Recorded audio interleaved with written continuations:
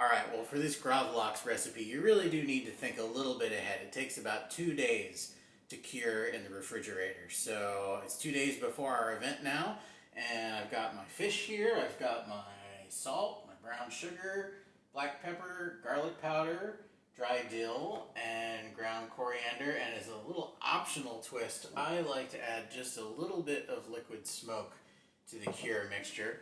My fish here today, typically this is done with salmon, and you can use farm salmon, wild salmon of all types. This is actually not salmon, this is steelhead trout.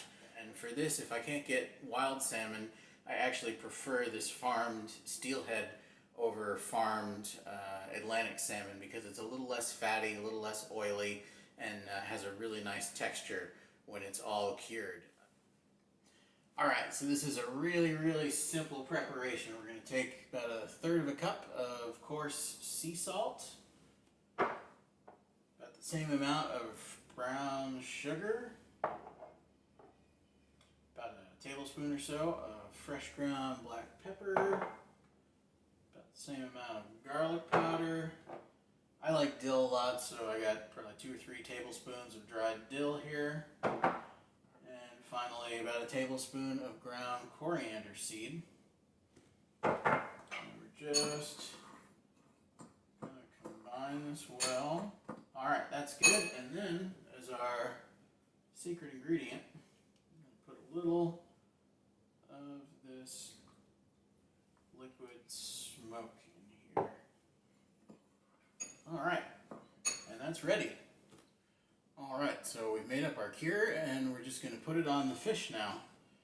And it's really simple. You just spoon it over like this. There's no need to put it on both sides, especially if you've got a fillet like this with the skin on. Here, that's fine. Okay, so now you got to get a little messy. Just going to spread this out evenly. Some's going to fall in the bottom of the pan. I'm trying not to put too much on the belly meat here or the tail where it's a little thinner because those areas will over-cure. Alright, and that's it. This goes in the refrigerator for 36 to 48 hours. You'll see I have it on this drying rack here. Some brown liquid is going to come out of this as it cures, and that's totally normal. It's not a sign of spoilage or anything going wrong. But if you keep it on a drying rack like this, it doesn't sit in its own juices, and it will cure and dehydrate a little bit better, have a little firmer texture at the end. And if it doesn't bother you, I say leave this uncovered in the fridge. It will make your fridge smell a little bit like lox, which I think is pleasant, and sometimes my wife doesn't enjoy, but that's between you and your wife, or you and your husband or partner. And we'll see you in 2 days to slice this up. Well, it's 2 days later and a couple hours before our event. We're going to get the gravlax out of the fridge, rinse it off, slice it, and prepare our appetizers. So I'm going to go get the gravlax now from the fridge.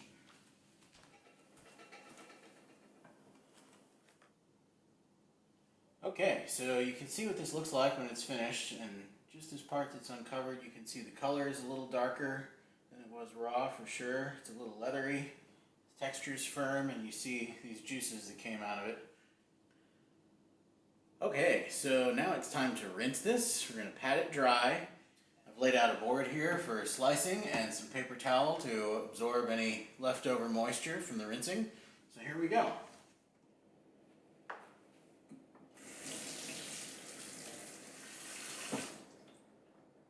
Mostly drip dry.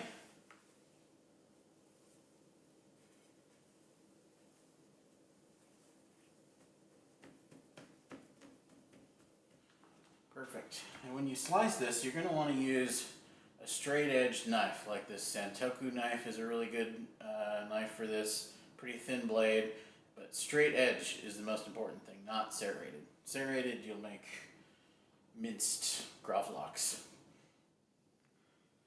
Alright, now we've got our fish patted dry and ready for slicing. This is really the only part of this process that requires just a little bit of practice.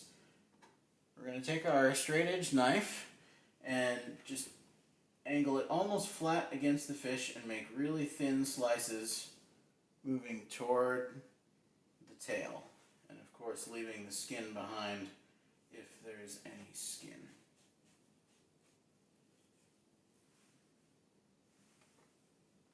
And these first couple slices will be kind of small until you get started. And you just want to try not to saw through the fish too much. If you have a good sharp knife, it should go pretty easily.